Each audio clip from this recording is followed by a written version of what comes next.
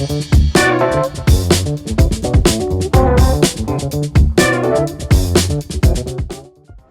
get real here. The moment I mentioned the word UPSC Mains Ethics GS4, everybody has this perception. It's a very tricky paper. Yes, of course it is tricky. Tricky because you're expected to be a philosopher, you're expected to be a civil servant, at the same time you're expected to be a strategist also. Believe you me, it is a challenge. And all this you have to do in a matter of 3 hours. But I have here with me Mr. Sivachandran, already ranked 23 in Civil Service Exams 2024. And he not only mastered this paper, but also found a way to crack the code of ethics. So welcome Shiva to Ethics 101. So thank you for the grand introduction. I would be happy if I'm deserving at least half of what you said.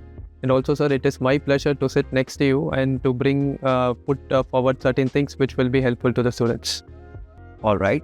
So let's dig in, Shiva. The very first question I have for you is, ethics as a paper has multiple layers. You have ethics, you have emotional intelligence, you have attitude, you have thinkers. With so many layers, how did you approach this paper? Because this is a challenge which everybody faces. The moment you start preparing for civil service exams, this is the challenge they have, the layers. So how did you approach this? At the outset, I too understood ethics to be a vague paper. I just purchased a book from the market. We started turning the pages. It was vague, dry, and too difficult to understand. But then we first have to refer to the UPSC syllabus paper. So they have given a comprehensive breakup of the different topics that are apt for the exam, and also for the understanding ethics as a subject.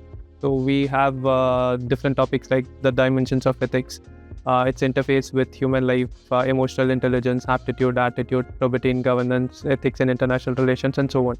So it covers almost everything that we are supposed to know in the subject.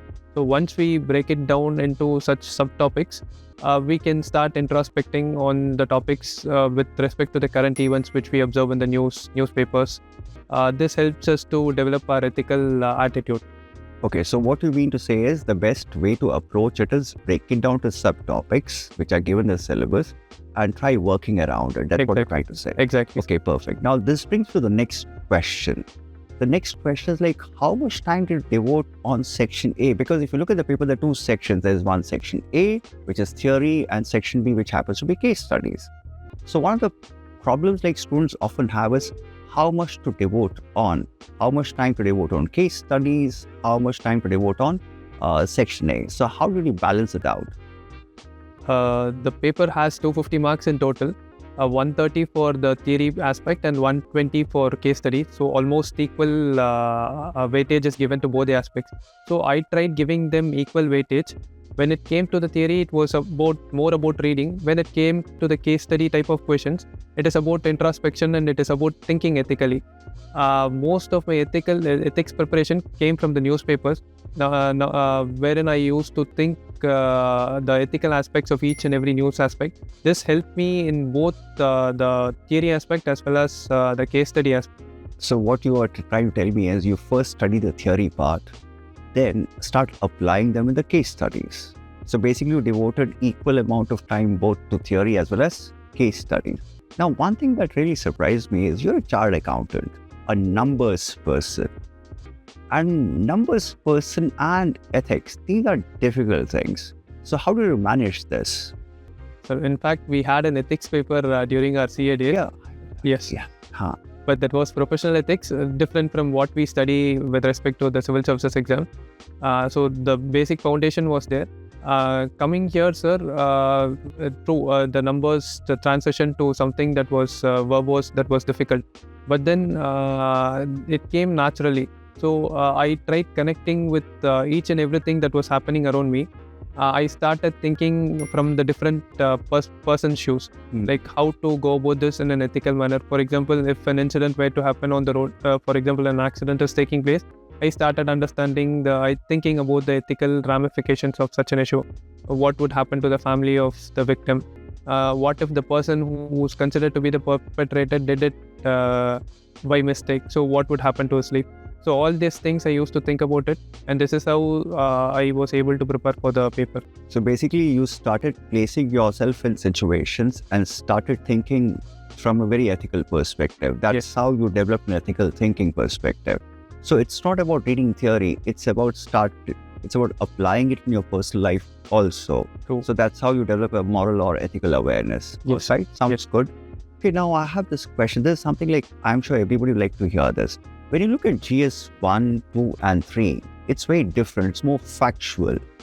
So approaching that paper is very easy. Those papers are very easy. Why? Because there's a factual things, polity, very factual, economics is very data driven.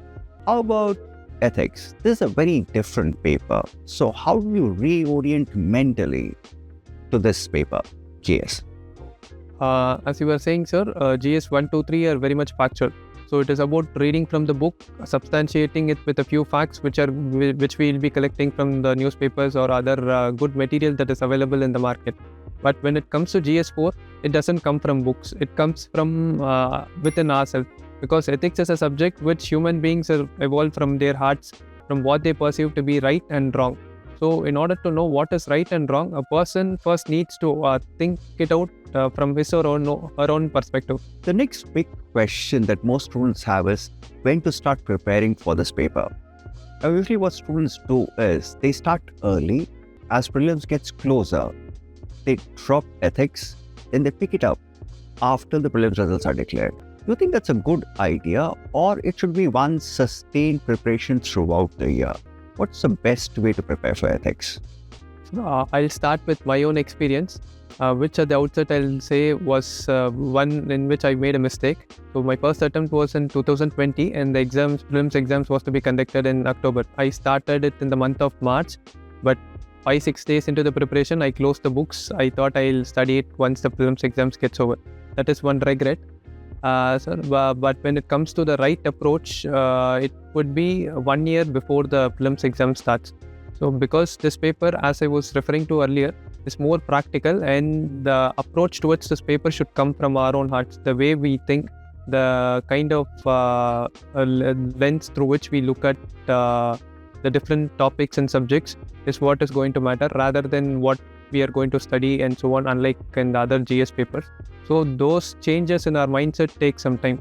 So it takes close to 1 year, and this preparation should be sustained for at least a year. But unlike in the case of other GS paper, wherein we dedicate long hours, maybe 4-5 hours per day, for ethics paper, half an hour or maybe an hour would do so. What we are supposed to do is that when we are reading the newspaper, simultaneously while we collect facts for the other GS paper, we should also look at events from the ethical perspective, pick up certain notes from them, and try to understand the ethical dimensions in them, the stakeholders, and what we could have done so that the outcome could have been more moralistic or ethical. So this is how we keep preparing for the exams. So summarily talking, so the preparation should start 1 year before the prelims exam. Once the prelims gets done, it should boil down to the examination mode, wherein we pick up points, revise, and write exams. Okay. Now that brings me to one more question, very interesting one. When a student starts preparing for an exam, they pick up a lot of ideas from the market. I mean, what is going around online. People give advices. And what's one advice that you ignored completely when it comes to ethics prep? One important advice which I ignored was that with respect to the case studies, I was told to write introduction and conclusion for all the case studies. What students end up doing is that they write elaborate introductions and conclusions which are totally irrelevant from the examination perspective, and there is no marking for that, I believe. When students do that, they waste time, and when it comes to the relevant portions of the answer, they write it shortly, they write it in a less elaborate manner, earning lesser marks for that. So this was one thing that I totally avoided. And secondly, when it came to the study of theory, I tried to study it more practically rather than by-hearting it. I was told to quote so many theories in my, especially the 10-marker questions. I avoided doing that in some areas, but I tried bringing in my practical experience, all those experience of those around me. I think somewhere it did work out in my examinations. All right, great. Now let's suppose if you have to give an advice to a beginner, suppose just imagine your younger brother start preparing for this exam. So what is one big beginner's advice you'll give them? The first advice is that this is a natural paper. Unlike other GS papers, this should come from our thought process rather than from too much of learning. And long hours of preparation are not needed for the subject, because the theory should be understood and it shouldn't be learnt by heart. So when this can be done simultaneously when we are studying for the other GS papers, because ethics is something that underpins all the events that are happening. As you said, the best approach happens to be read the syllabus, understand, break it down to topics. Now let's take it one step further now. I have broken down the syllabus into manageable topics and subtopics. Now the question is, where should I get content from? Where should I source my content from? Because if I have to prepare for an exam, I should have content that is sourced from the right places. I should have content which is authoritative. So what was your content strategy? My content strategy was, first point was newspaper, second point newspaper, third point newspaper. Newspaper was my everything. Okay. Be it for the GS 1, 2, 3 or 4, it was the basis of my preparation, because each and every article we see an ethical issue in that. When I was preparing for my exams, people used to tell me not to read the city page or the south page, so on. But then even in the city page, you have something that can be taken up for this ethics paper. For example, if there is a murder case that is being investigated, you may be asked a case study wherein you are asked to visualize yourself as an SP and how you go about with the investigation. When you look at when you read the case in the particular newspaper, you look at the flow of investigation, what happens, what a good officer will do. So if we are not aware of this, when we give answers in case study, we give over idealistic answers that totally are outside the area of responsibility of that particular person. So newspaper used to be the basis of my preparation. Then apart from that, I used to refer open source material from the internet. So nowadays we even have ChatGPT. When I started, it was just Google. Today Google, Gemini or ChatGPT gives very good ethics answer with quotations as well, like the source can be quoted. Fine, you said newspapers. So newspapers are good enough for having a very practical approach to ethics. But let's leave ethics aside. You have other topics like, say, emotional intelligence. You have thinkers. Now, thinkers is a very major chunk of GS4 syllabus. You have topics like Aptitude. How did you approach those topics, especially when it comes to content? Because finding authoritative content or good source of content for these topics is very difficult. So how did you manage that? Firstly, I agree with you, sir. These topics, aptitude or attitude, was something that was so dry. It took us long time to understand such topics. For these, sir, we relied on multiple sources. Rather than picking up a particular book, we took the important aspects that were discussed in different books. And for the same, we used the idea of division of labor. So I was not a single person who was preparing for exams. We were a group, 5 to 6 people were there. And we divided these topics, the important subcomponents, among ourselves. It was our responsibility to pick up notes and to understand it conceptually, to discuss it among our friends and to share the notes with others. So we made up notes from different sources. That was one thing. And the area from where we took this was mostly from internet. We Googled it, we used ChatGPT, and we had standard encyclopedias that are open source and also sources from IGNOU. So that we used it for compiling our notes. Then little bit of YouTube research also. We had good channels wherein ethics was covered elaborately and in a more honest manner. When it comes to content, students have this filtering strategy also. They don't prepare notes for all the topics. They leave out areas. What they'll do is they'll pick up the syllabus, they'll look at the PYQs and they filter out. Okay, these are areas which are non-crucial or non-core areas. So did you guys also do the same? You also filtered out some of the areas, or you prepared the the complete syllabus topics? What did you guys do? We did filter out some of the areas just in order to prove that we too are normal aspirants. Okay. There were areas wherein there was overlap with the other GS papers. For example, the GS2 paper, governance, so some aspects were there. And some topics, they were too practical and there was no point in taking up theoretical notes, because when it comes to the exam, the questions that were being put forward was from analytical perspective rather than theoretical perspective. So those topics we left it out. For example, as far as the overlap thing was concerned, we left out the topics on right to information, Yes. ethics and international. Overlaps with polity. Yes, sir. Ethics on international relations, because while covering the international relations aspect, we used to think it from ethical perspective. We thought there was no return on investment in wasting time taking notes on those things. So this is how we filtered it out. When it came to the vague topics, we ensured that we had notes with proper points, because those topics it is difficult to think and write the answers. We always needed to have that stock points to give an answer whenever it was put forward. So when you say vague topics, any example of vague topics? Ethical dimensions, Okay.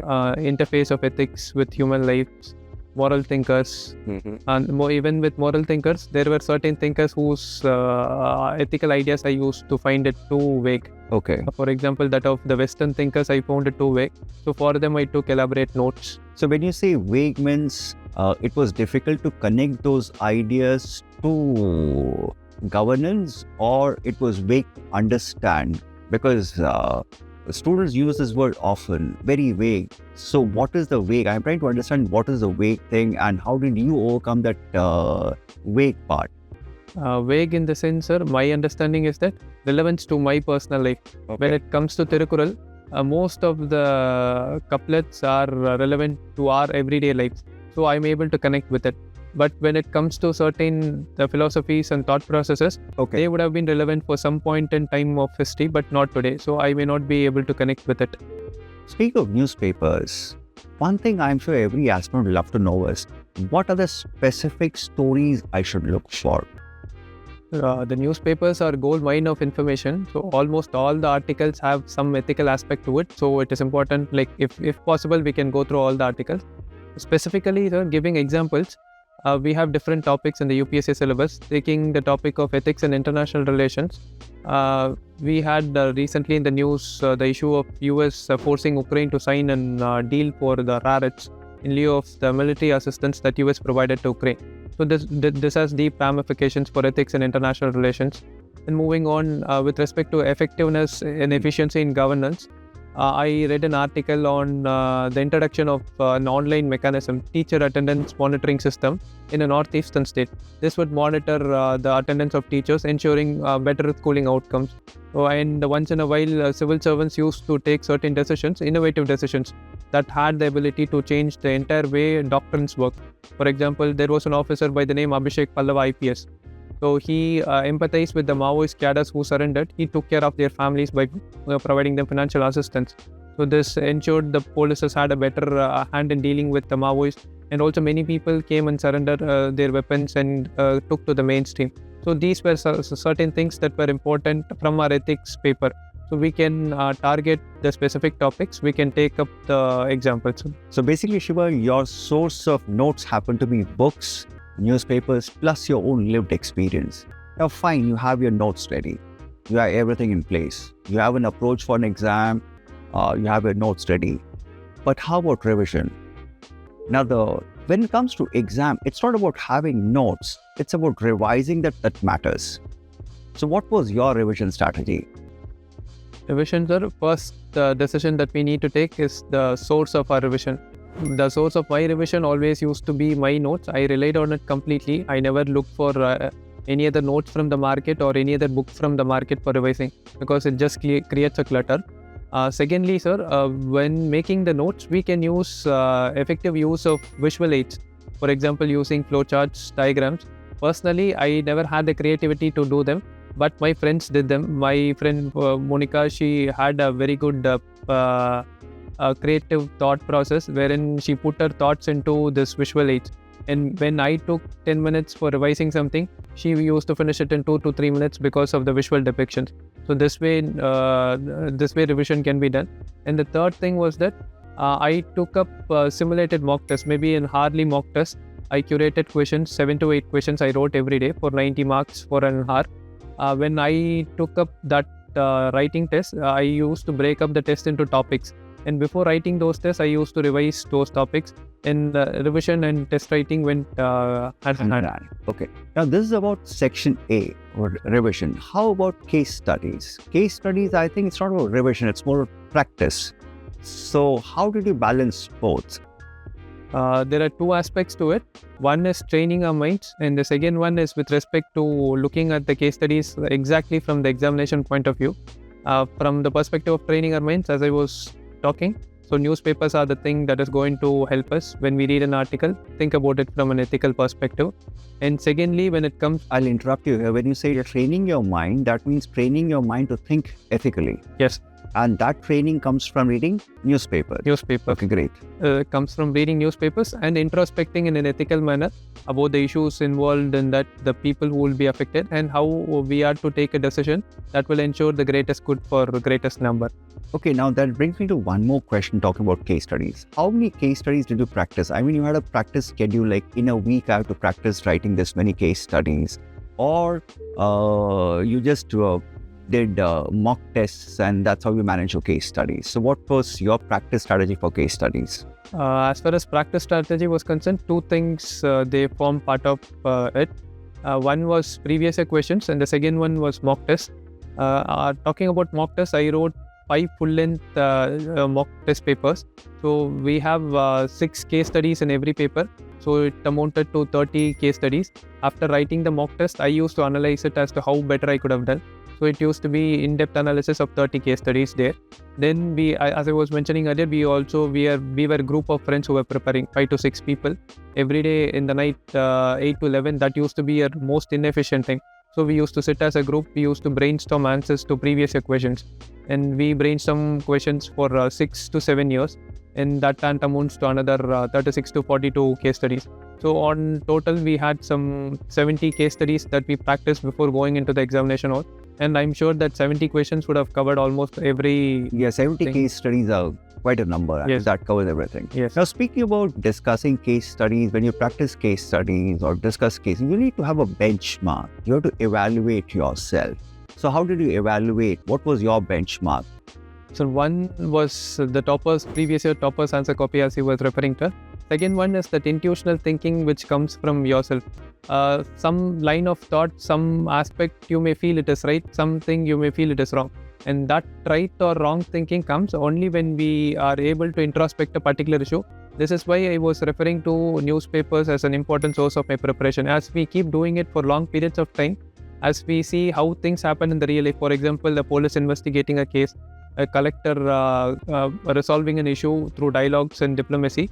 So this way we start understanding what is correct, what is wrong in the real life, and the same thing we'll be able to replicate in the case study scenario. All right. Now you're all set now. You've done your practice, you've done your revision. Now let's come to exam hall. The moment you come into exam hall, let me tell you, ethics can be a challenging paper to write because you have 3 hours, you have 2 sections. And what is interesting about case studies are lengthy. The word limit of case studies are increasing year by year. So time management becomes a very, very big issue. So what was your strategy? As far as ethics is concerned, time management is the most important component. At least when it comes to other papers, it is quite easy. Here, due to the nature of questions, we have case studies on the one hand and the 10 markers on the other hand, which are 2 different ball games. We need to shift our gears when we are moving between these 2. When it comes to the split, sir, I took equal time for both these sections, 90 minutes for the 10 markers and the 90 minutes for case studies. Generally, people ask me to dedicate more time to the case studies, but I felt that the case study answers came out naturally and I was able to finish it off in lesser time, maybe 15 minutes or 16 minutes, I could complete a case study. But when it came to the 10 markers, I was not very good in giving those answers. I used to think a lot. I needed some good substantiating examples to back my points. So I took longer time for 10 markers. Then by the time I completed it, 90 minutes would have been over. So during my mock test times itself, I evolved to finish the case study questions in 90 minutes. When I came to the case studies, I cut short the time by skipping on introductions and conclusions in certain case studies. If there are 6, maybe 3 I used to give a full answer with introduction and conclusion. 2 of them I skipped the intros and conclusions but gave a good content in the body, that is those questions which they had asked. And in one case study I used to give a substandard answer wherein I had to give 4 to 5 points. I just gave 2 to 3 points. So this is how I saved time and finished the paper. Okay, now that brings me to one more question. Now this is about how to start. Now some of them believe that starting with case studies is better then they go to section A. So what was your idea? You went to section A first, then you came down to case studies, or you followed the conventional pattern of starting with case studies, then going to section A? I started with the section A first, the normal flow which was given in the question paper. Okay. The reason being, as I was mentioning, it was difficult for me to consolidate my thoughts when it came to the theory questions, that is the 10-mark questions. When it was in the last 120 minutes, I would have been in pressure, and thinking and giving a good 10-marker answer would have been difficult. So I take time at the outset, finish it off, then I come to the case study questions, because case studies came naturally. So I was able to handle it under pressure more than the 10-marker questions. All right. Now, talking about answer writing, how did you structure your answer? Did you have that conventional introduction, body, conclusion, or you innovated? Because everybody follows this introduction, body, conclusion method. As far as the 10-marker questions were concerned, I followed the introduction, body, conclusion type of answers. The reason being that the answer looked a bit incomplete without the intros or conclusions. The introduction helps us to give a perspective about what we are talking to the examiner, and conclusion helps us to summarize our thought process. So I feel that intro, body or conclusion is important for 10-marker. But when it comes to the case studies, I feel there are sub-questions. Unlike in the 10-markers, there are sub-questions wherein the exact need of the question has been mentioned in the paper. So when the exact need is mentioned, I feel it would suffice, or at least we'll be able to gain more marks if you're going to stick to those questions, rather than writing irrelevant aspects like the stakeholders or other intro and conclusion. So basically what you're trying to tell me is introduction, body, conclusion worked in section A. In section B, when it comes to case studies, you skipped out the introduction, the stakeholders, you straight away wrote what the question was asking you. The demand of the question was met. That's it. That was your way of managing your questions or structuring your answers. You're talking about structuring answers. Did you have anything like a diagram or a flow chart or illustrations to add value to your answers? I tried doing it, sir, to be honest, but it came out always comically, because I'm not very good in creativities. But my advantage was giving examples, good examples. I used to substantiate every point with good example. So that was my advantage, and I used it better than the visual aids. Okay. How about quote-based question? Now that's a very tough segment, because you have 3 quotes, and this is something you cannot prepare also, because you don't know where it's going to come from. And so how did you handle those quote questions? So there are 2 scenarios, sir. One is the lucky scenario and the other one is the unlucky scenario. Lucky scenario is when we would have already come across the quote. Okay. So when we would have come across it, we clearly know the meaning and other things. And the person who put forward the quote would have said that for a reason. And that reason, he would have, there must be some value that is hidden. And that value we can explain it and its relevance from the perspective of our daily lives. Mm-hmm. When it comes to the unlucky scenario, to make up a vague answer only, just to have a literal understanding of what the quote says and trying to explain it from the perspective of daily human life. Okay. Now speak of unlucky part. Now I am very sure sometimes you're very unlucky enough to find a vague question somewhere, a question about which you have no idea at all. There's no familiarity at all. So how did you handle those questions? There must be some part in the question, though it is unfamiliar or vague, there must be some part in the question which makes sense to us, of which we are able to make a literal understanding. Those questions, if we are able to get at least 1 or 2 marks, I feel it is bonus. So those words I used to zero on it. I used to explain it elaborately, try to put forward its relevance from our everyday life. So I thought maybe 1 or 2 marks there could give us that edge. So handling vague questions is pick up the key words from the question, just write about it, add some examples. That's how you manage those vague questions. Yes. Staying with case studies, one of the big dilemmas or big issues that student faces is, what should be the approach to case studies? Should I be idealistic? Should I be practical? So what's your take? How did you approach case studies? So this is one common area wherein I deviated from the mainstream thought. I was never over idealistic.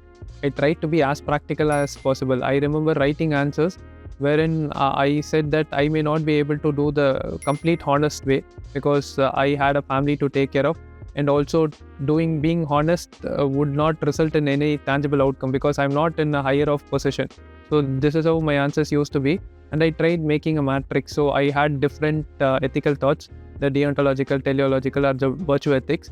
And when my decisions stick to of these thought processes, I used to go out with it, even though it didn't appear too idealistic. Okay, so basically you went with something called administrative realism. Yes, sir. Pragmatic. Yes, sir. So that worked for you. True. All right. Administrative realism, pragmatism works very well in ethical dilemmas. How about in 2024, you had case studies that specifically dealt with administrative challenges? I remember there were 2 policing case studies. Now, they're not ethics per se. So, how did you go about doing those administrative case studies? So this is where newspapers play an important role, as I was emphasizing the importance. When we are going to read real life case studies, we'll be able to replicate it in our own answers. For example, in the 2024 exam, there was a case study which was talking about a young police officer in the Naxal infested areas where he has arrested a Maoist cadre person, and he was to be attacked by a mob consisting of women, and his response for the same. So this is something that comes from the real life scenarios and how a good officer would have reacted. And so some of us may state that we could have fired shots at women and dispersed of the mob and secured the person. But again, that is a wrong approach towards such an issue, because once the women are shot at, the issue becomes very sensitive and the people's credibility towards the forces are completely lost. So when we are to follow newspapers, we understand how real life good officers solve this issue. Maybe they can secure the person, run away from the place because they are already policemen well trained in that. So those aspects can be looked into. Now, when it comes to case studies, especially administrative case studies, do you try using real life examples just to add value to your case answers? Did you ever try that? Yes, sir. I did use them. In fact, in the 10 markers, I did it in plenty. When it came to the case studies as well, whenever the situation permitted, I used them. As I was mentioning a few minutes back, there was an officer named Mr. Abhishek Pallava IPS. So such a case was very appropriate to be quoted in this year's ethics paper, wherein they were questioning about the Naxal issue. So these kinds of case studies can be quoted, which will help us in projecting our ethical thoughts to our case study answers. Okay. Now, one big question. I'll in fact put you on a spot here. Now, what are the biggest case study myths that's going around, which you never believed in, which you completely ignored? Firstly, writing intros and conclusions.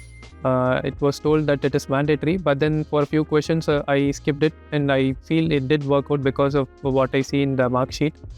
And second one was with respect to writing totally irrelevant content, like writing the stakeholders, summary of the case. And again, these two were not asked. And the questions, when they are structured, it is important that we just stick to them in order to ensure that it appears relevant for the examiner as well, and also that we save the time during the examination writing. Shiva, it's been a very long journey for you, 5 attempts. And I'm sure with every attempt, you learn from your mistakes. Now, suppose if you have to give an advice to young aspirant who are just starting preparation, what are the mistakes they have to avoid? First, the important thing is that reading ethics from voluminous books. So the return on investment is very, very less because this is completely a practical subject. Then the second common misunderstanding is that taking up coaching will make you an expert in ethics. It does not really, because what is being taught is theory, but ethics being a practical subject, we'll be able to give good ethical answers only if it comes from our own hearts, only if we are going to put it forward in a honest manner. That comes only over a period of time when we are able to intelligently analyze ethical issues in the right manner. And I have one last question. And the question is, what is one golden rule you would like to give to all aspirants, which is an absolute non-negotiable? They have to follow it. Rather than one, I'll have it as 2, sir. Okay, perfect. One from the preparation stage and the other one during the examination. During preparation, introspection is very, very important because as we have been discussing over the course of last few minutes, this is a very practical subject and the answers should come out honestly, and it should be very, very practical rather than being too theoretical. So introspection is very important when we come across any content or ethical issues. Second thing is that with respect to examination, answer writing is the key component. Even though we are a very ethical person, that should be reflected on the paper. Only then we are assured of marks. So for that, regular answer writing, maybe hardly every day, and 3-hour full-length test occasionally. This will help us in managing time and planning our answers in a manner that is attractive to the examiner. So golden rule is write, and write. Yes, sir. Okay. Even though I said it's the last question, we're tempted to ask you this. Sure. 5 attempts, long preparation. And this exam takes a big toll on mental health. So any mental health advice you would like to give to the young aspirants? One thing that, in fact, the first 2 attempts I prepared completely on my own. I was the COVID attempt, no seniors, no juniors, no peers. I was all alone, and that definitely took a toll on my mental health. And going forward, the thing that kept me sane was good friend circle in the sense my fellow aspirants. So we, as I was mentioning earlier regularly, we were a group of 5 to 6 friends. We prepared together. We had fun moments together. So when you prepare, the thing is that we have multiple perspectives with respect to the exam on the one hand, and the second hand, we also have fun without wasting time. Learning becomes fun with friends. So this is one thing. And the second thing is that personally, we have to keep developing ourselves. We have to take up a good hobby. Maybe it could be in the sporting line or non-sporting line, wherein our creativity, our mental faculties grow and develop. So this is how we'll be able to maintain our mental health during the course of preparation. Thank you, Shiva, for sharing your advice on how to approach, how to develop notes, how to stay focused, and how to approach the exam. All this was some solid advice. Thank you, Shiva, for taking out time, and thank you for being on Ethics 101. Thank you from my side as well, sir. It was my pleasure sharing the space with you and taking forward some important ideas and tips to our fellow aspirants. Thank you. I trust you enjoyed this brief study session with Shiva. I'm sure you'll have some questions because I could not cover all the questions. And if you think there are some questions you have for him, please leave those questions in the comment section. So long, happy learning.